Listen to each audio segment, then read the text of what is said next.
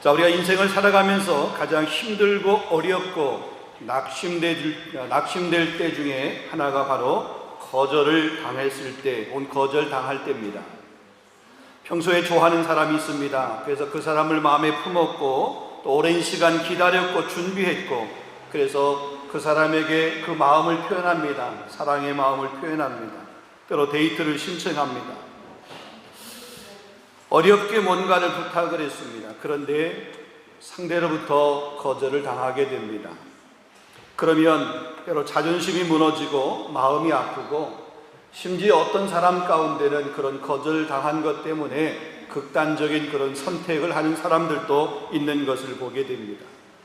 여러분, 하나님은 우리의 모든 필요를 아시는 분이십니다. 우리의 마음과 우리 중심을 다 아시고, 분명히 때를 따라 돕는 은혜도 하나님께서 우리에게 허락해 주신다고 말씀했습니다. 구하면 주신다라고 그렇게 말씀을 하셨습니다. 그런데 그 말씀을 믿고 구했는데 그 은혜 안에 거하기 위해서 노력을 하고 또 하나님께서 주실 그 응답을 기대하면서 기다렸는데 그 응답이 없습니다. 거절을 당했습니다. 그러면 보통 우리는 시리에 빠지게 됩니다. 그렇게 좋다라고 신앙을 자부했던 그 신앙도 아침 안개가 사라지듯 그렇게 사라져버리게 됩니다. 그리고 불평합니다. 원망을 하게 됩니다. 이런 것들만 남게 되는 모습을 보게 됩니다. 그런데 가만히 보면 이와 같이 반응하는 것은 거절이라고 하는 것이 주는 은혜, 그것을 모르기 때문에 그렇습니다.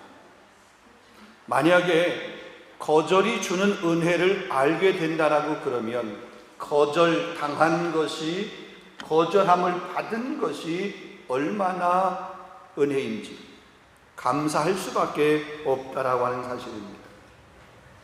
믿음이 변하지 않고 끝까지 그 믿음의 길을 지켜갈 수가 있습니다. 아니, 더 강하고 더 견고한 믿음으로 성장해 갈 수 있다는 얘기죠. 다시 말하면 우리가 하나님 앞에 구했을 때 하나님께서 지금 응답하지 않고 거절하시는 것은 그것이 내게 지금 필요하지 않기 때문에 그래요. 내게 필요한데 내 생각으로 볼 때는, 내 관점에서 볼 때는 그것이 지금 나에게 필요한 것 같은데 하나님께서 보실 때는 필요하지만 지금은 아니다, 이런 관점입니다. 자, 여러분, 미국의 경제 잡지 중에 그 유명한 포브스라고 하는 그런 경제 잡지가 있습니다. 그 잡지에서 세계 그 10대 셀러리맨으로 선정된 사람 중에 한 사람이 엘머 레터만이라고 하는 사람이 있습니다. 자, 이 사람이 지은 책이 어떤 책이냐면 거절당한 순간 영업은 시작된다라고 하는 이런 경제, 이 셀러리맨의 그런 책을 하나 쓴 것이 있습니다. 그 책의 내용에 보게 되면 셀러리맨은 언제 혹은 어떤 고객으로부터도 노라고 하는 말을 들을 각오가 되어 있어야 된다. 최종적인 거절, 즉 마음을 돌이키기 불가능해 보이는 거절을 당한다 하더라도 그것이 특정한 상황 혹은 특정 장소에 해당하는 일이라고 생각을 해야 된다. 어쩌면 다른 고객에, 지금 이 고객에게는 no라고 하는 답을 들었지만 다른 고객은 yes라고 대답할 수 있을지 모르고, 상황과 장소가 바뀌게 되면 결과는 언제든지 달라질 수 있기 때문에 지금 세일즈 하면서 no라고 대답하는 그 대답을 항상 들을 각오가 되어 있어야 된다, 이렇게 말했습니다. 그래서 훌륭한 세일즈맨은 결과 때문에 낙담하는 것이 아니라 성공하지 못한 자신의 노력으로부터 교훈을 얻어야 된다.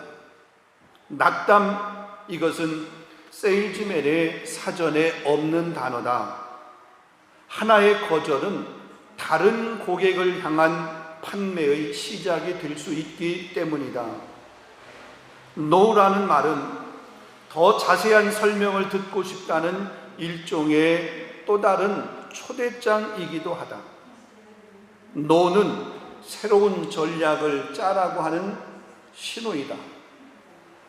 여러분, 영업을 하는 세일즈맨에게 있어서 이 거절이라고 하는 것은 실패와 성공을 위한 양날의 검과 같은 것입니다.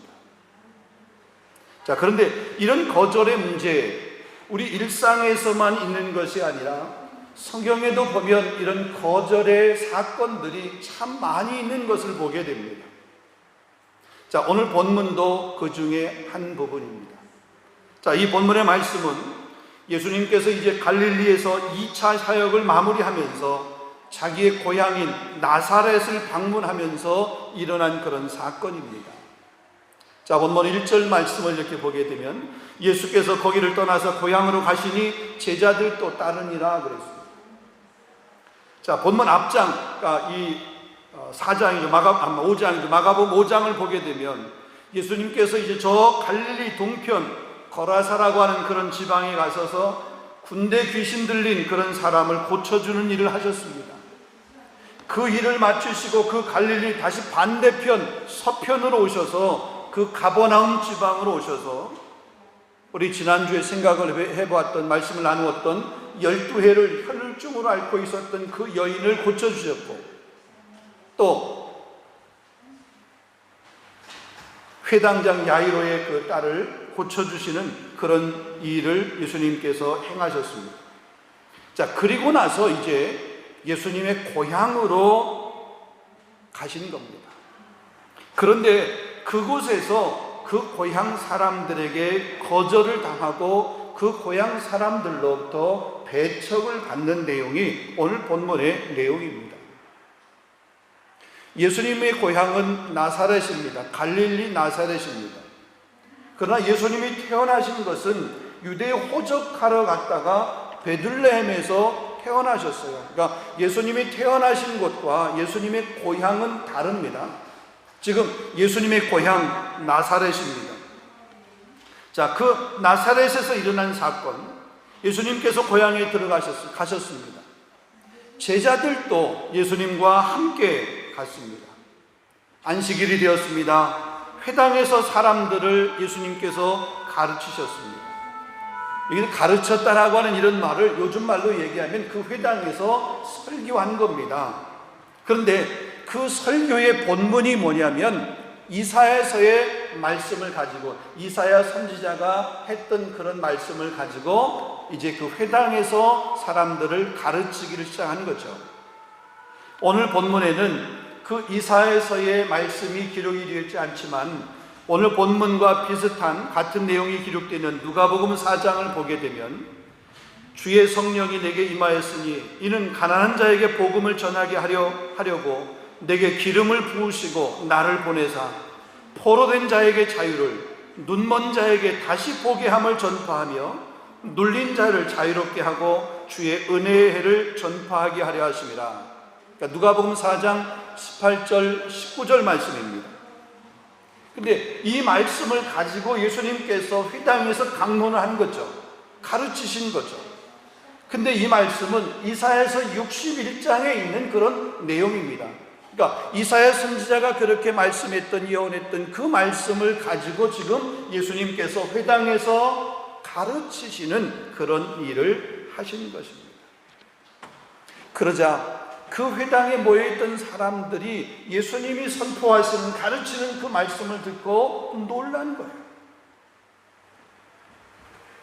자, 본문 2절을 보겠습니다.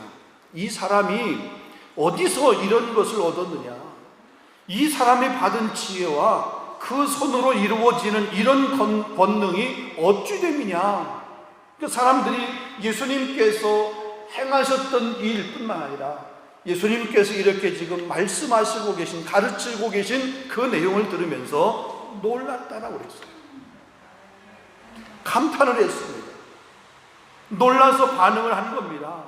야, 이 사람이 어떻게 이렇게 훌륭한 사람인지 우리가 정말 미처 몰랐다. 어떻게 이렇게 지혜로워지고 어떻게 그 손으로 엄청난 일들을 하실 수 있는가. 2절에 보면 이런 것이라고 그랬습니다. 이런 것을 얻었느냐. 예수님의 지혜와 권능을 말합니다. 우리가 잘 아는 것처럼 누가복음 2장 52절에 보게 되면 예수님의 어린 시절에 관한 말씀을 이렇게 기록합니다. 예수는 지혜와 키가 자라가며 하나님과 사람들 앞에 사랑스러워 가시더라 그랬습니다. 예수님 어려서부터 이런 게 지혜, 키가 자라갔다. 그래서 하나님 앞에 본 사람들에게 더욱 사랑스러워 가셨다 그랬어요. 예수님이 행하신 권능들, 여러분 우리가 잘 아는 것처럼 예수님이 행하신 권능들은 자연을 다스리셨습니다. 풍랑을 잔잔케 했습니다. 요한복음에 물로 포도주를 만드셨습니다. 바다 위를 걸으셨습니다. 오병이어를 행하셨고 칠병이어도 행하셨습니다. 더러운 귀신을 내어 쫓았습니다. 여러 질병에 걸린 사람들을 고쳐주었습니다. 심지어는 죽은 사람까지 예수님은 살리시는 일을 하셨습니다. 육체적인 문제, 육체적인 질병뿐만 아니라 영적인 질병도 고쳐주시는 그런 능력이 있으셨습니다. 다시 말하면 지혜롭고 권위 있는 말씀에 이제 사람들이 적지 않게 놀란 모습입니다.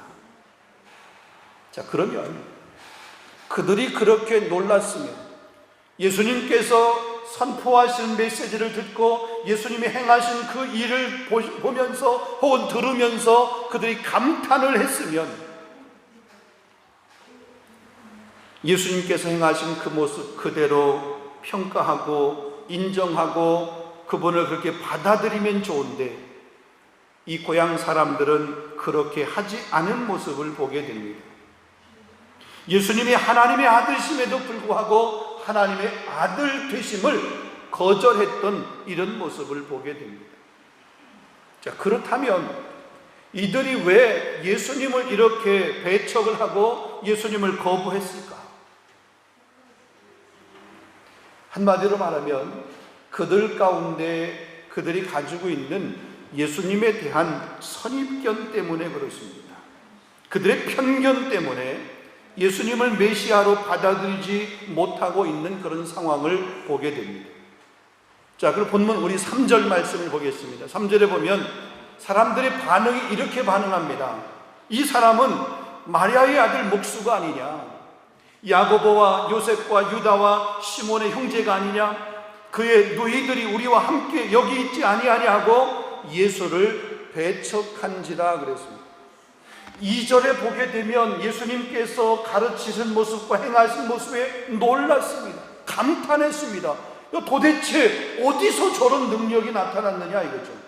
어디서 저런 지혜가 생겼느냐 그러면서 감탄을 했는데 그 감탄하고 나서 3절에 뭐냐면 그 감탄한 것들을 싸그리 다 지워버리고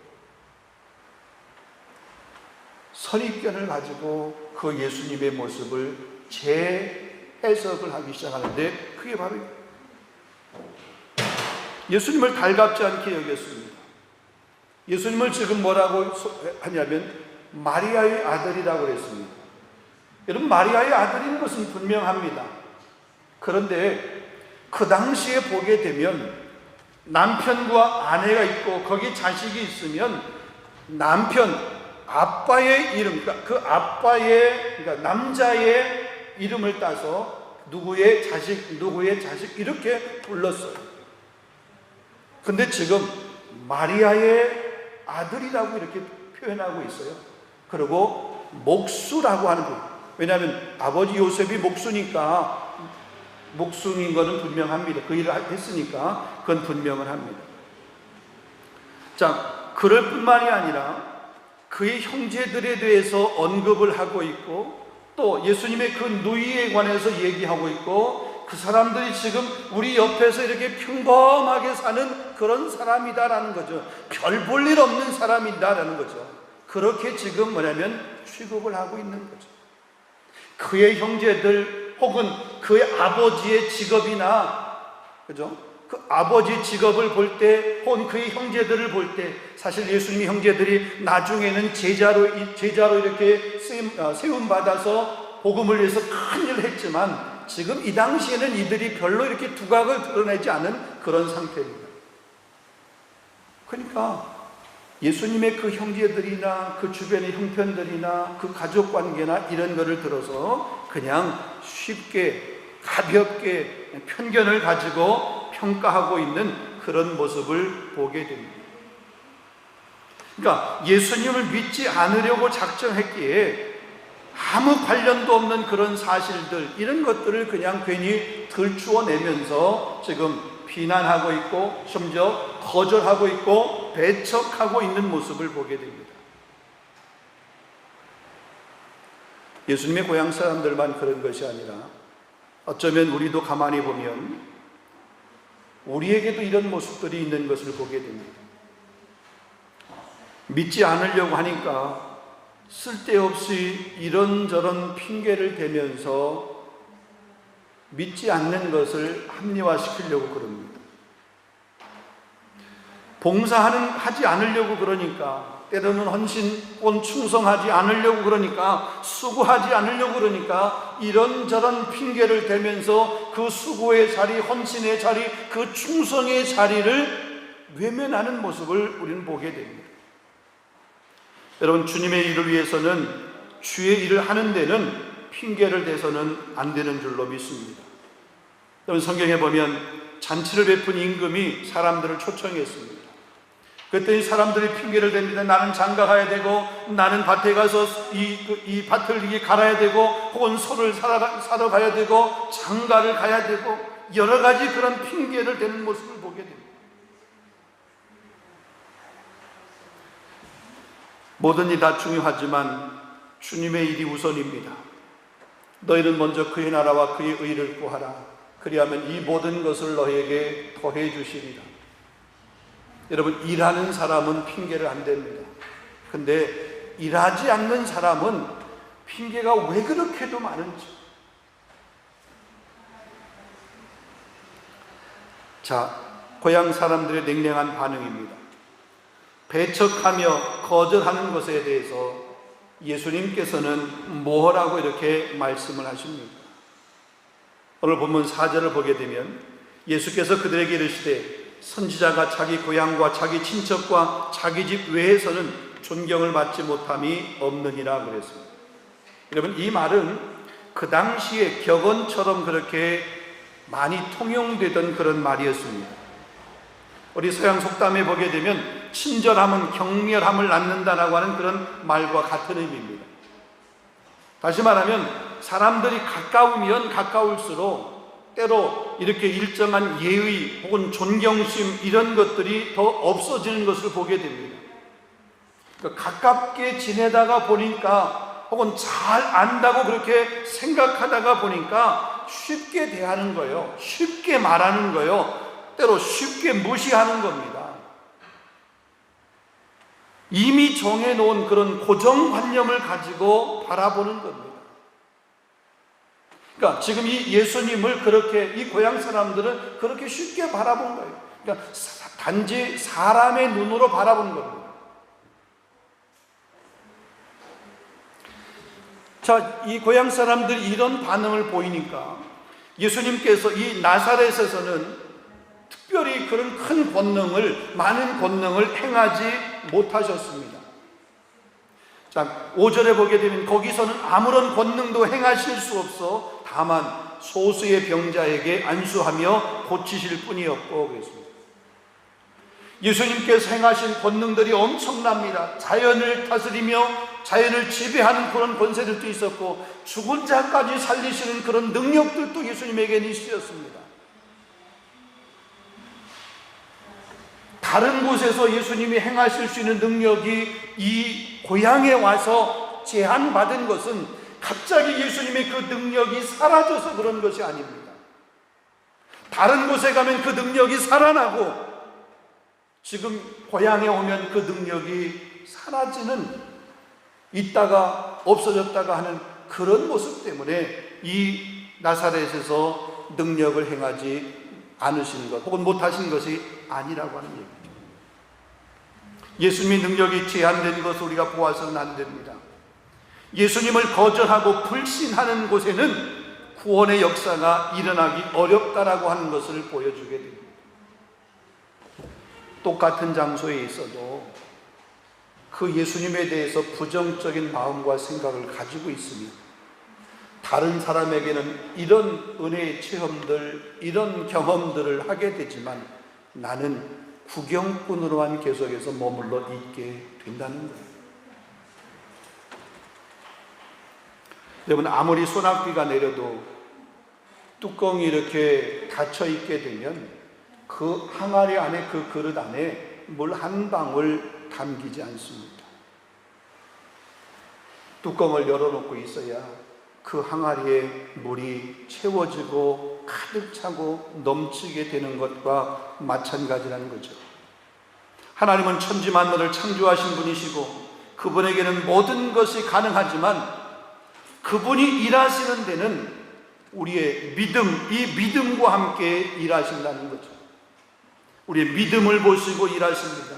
우리에게 겨자씨만한 믿음만 있을지라도 그 믿음을 마중물로 생각하셔서 그 믿음을 마중물로 보시고 일하신다는 거죠. 여러분, 이 믿음의 사람이 될 수 있기를 주님의 이름으로 축원합니다. 여러분, 찬송가 보면 544장 우리가 이런 찬양이 있습니다. 울어도 못하네, 눈물 많이 흘러도 겁을 없게 못하고 죄를 씻지 못하니 울어도 못하네. 2절입니다. 힘써도 못하네, 말과 뜻과 행실이 깨끗하고 착해도 다시 나게 못하니 힘써도 못하네. 3절은 참아도 못한다라고 그랬습니다. 4절에 가서 말합니다. 믿으면 되겠네. 주 예수만 믿어서 그 은혜를 힘입어 오직 주께 나가면 영원 삶을 얻네. 여러분, 믿음입니다. 믿음. 비록 우리에게 겨자씨만한 믿음이 있어 할지라도 그 믿음만 있으면 이 산을 명하여서 저리로 옮길 수 있다라고 그랬어요.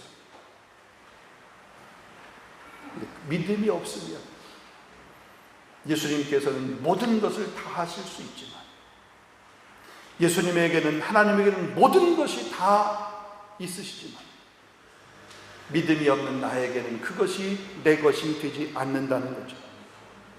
믿으면 되는데, 믿으면 좋은 일이 있는데 우리가 살고 있는 그 사회적 환경이나 개인적인 지식이나 이런 것들의 경험, 이런 한계 때문에 정작 믿어야 할 것을 믿지 못해서 손해를 보는 경우들이 있다는 거죠.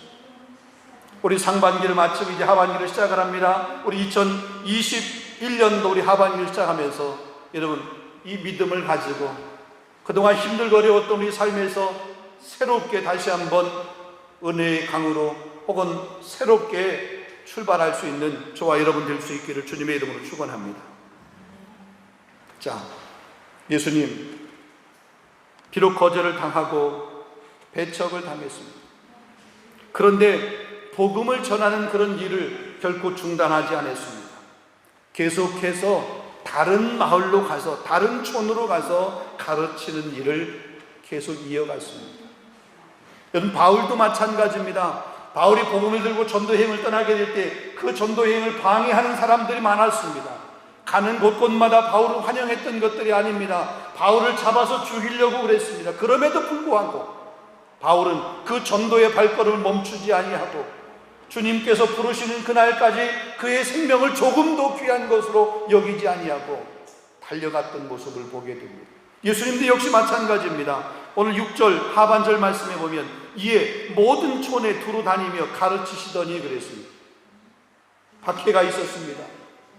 방해가 있었습니다. 배척했습니다. 그렇지만 그것 때문에 복음 전도를 멈춘 것이 아니라, 가르침을 멈춘 것이 아니라 다른 곳으로 옮겨가서 이곳의 구원의 은혜와 믿음의 역사가 다른 곳에 나타나게 되는 그런 일들을 이어가셨던 모습을 보게 됩니다. 뿐만 아닙니다. 다른 이 제자들을 불러서 둘씩 짝을 지어서 전도대로 그들을 파송하는 모습을 봅니다. 이렇게 파송받은 제자들은 예수님과 함께 다니면서 혹은 예수님이 배척당하시는 그런 모습, 거절당하시는 모습을 똑똑히 보았습니다. 복음 전도가 쉽지 않다고 하는 것들도 그들이 눈으로 똑똑히 보았고 경험했습니다. 그 일이 얼마나 힘든 일인지도 그들은 잘 알게 되었습니다. 그래서 그들은 자기들의 힘으로는 그런 일들이 불가능하다라고 하는 것을 너무나 잘 알고 있었어요. 그래서 예수님께서 그 둘씩 전도대로 그들을 파송을 하면서 그들만 보낸 것이 아니라 그들에게 권능을 주었던 모습을 보게 됩니다. 여러분, 거절이라고 하는 것이 우리에게 주는 은혜는 또 다른 상황과 또 다른 환경 가운데서 그것을 이길 수 있는 특별한 권능을 하나님께서, 예수님께서 새롭게 주신다는 거예요. 그러기에 때로 우리가 거절 때문에 낙심할 것이 아니에요. 아니, 인간적으로는 슬프죠, 힘들죠, 거절당한 것, 자존심 상하죠. 그러나 그 거절이 주는 은혜를 우리가 알게 됩니다. 낙심하는 것이 아니라 새로운 은혜에 대한, 새로운 하나님께서 역사하심에 대한 기대가 생기게 됩니다.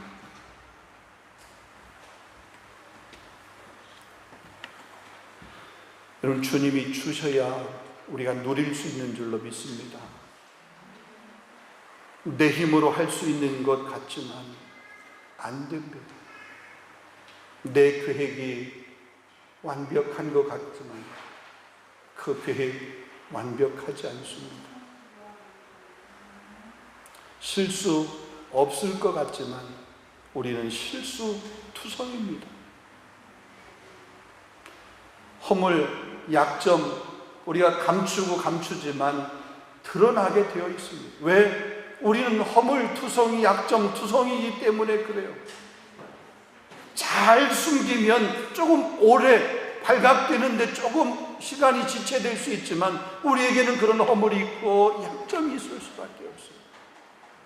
그래서 우리의 힘으로 우리를 지켜갈 수 있는 것이 아니고, 우리의 힘으로 일할 수 있는 것이 아니고, 주님이 우리 허물도 가리워 주셔야 되고, 그 약점도 주님이 강점으로 바꾸어 주셔야 우리가 끝까지 승리하면서 일할 수 있는 것이지, 주님 없이, 주님과 관계없이, 말씀과 관계없이 내 것으로 내가 하려고 하다가 보면은 그 약점 때문에, 그 허물 때문에 더 큰 어려움을 당하게 되는 것을 보게 됩니다.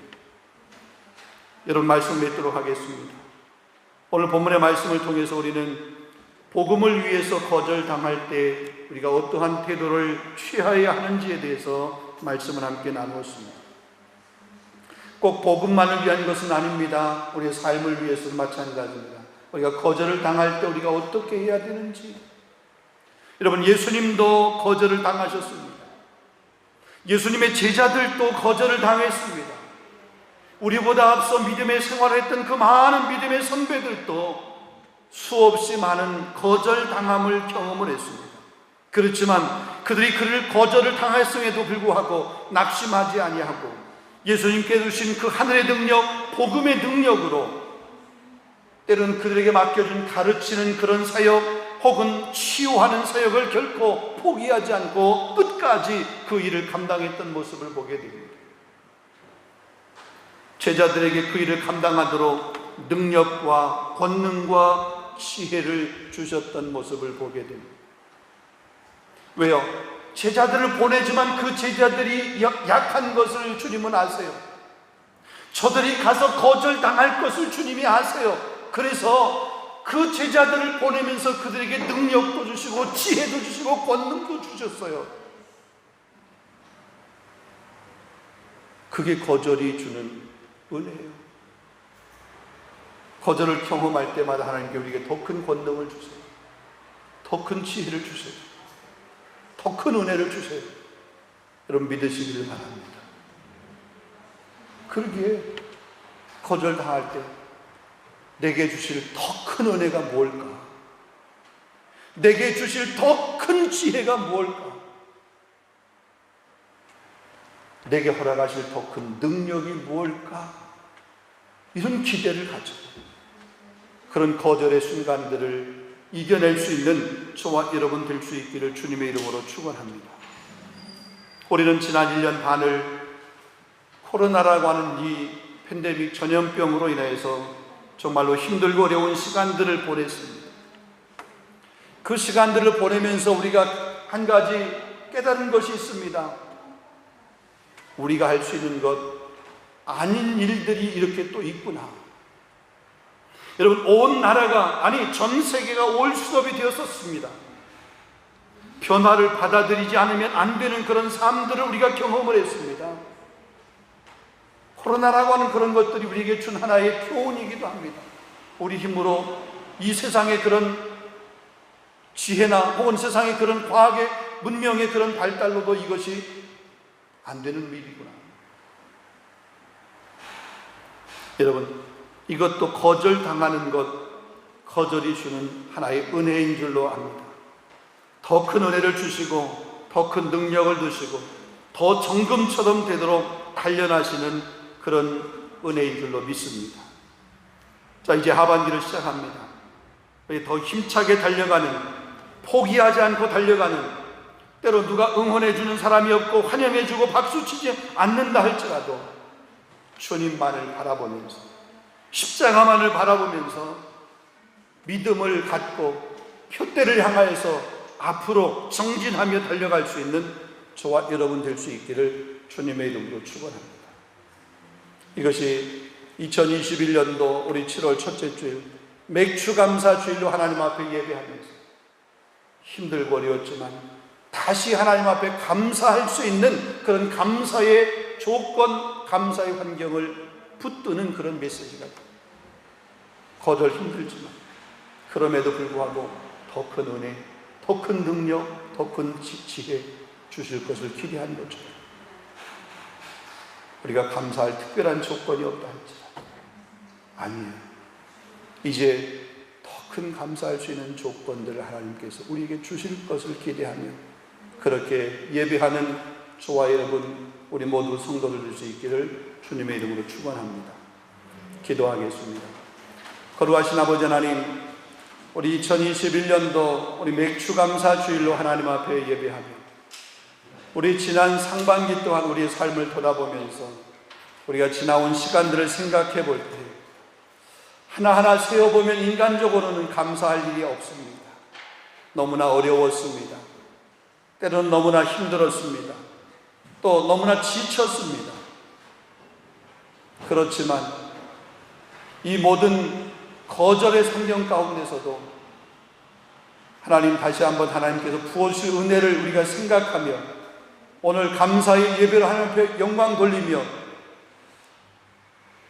하반기에 혹은 앞으로 우리 삶 가운데 새로운 능력, 아니 더 큰 능력, 더 큰 지혜, 더 큰 권능, 더 큰 믿음을 주실 것을 기대하며 믿음으로 예배하며 감사하는 이 귀한 시간 예배가 될 수 있도록 인도하여 주시옵시고 우리가 그런 믿음으로 주님 앞에 나아가게 될 때에 하늘 문을 여시고 그런 풍성한 은혜를 부어 주실 줄로 믿습니다. 우리 교회 가운데 이제 다시 통합하여서 함께 예배하오니 이 예배가 은혜의 예배로, 더 감격 있는 예배로, 감동 있는 예배로 매 주일마다 예배 공동체가 될 수 있도록 인도하여 주시고 그 예배를 사모하여 우리 성도들이 다시 예배의 자리에 나올 수 있도록 역사하여 주시옵소서. 예수 그리스도 이름으로 감사하며 기도하옵나이다. 아멘.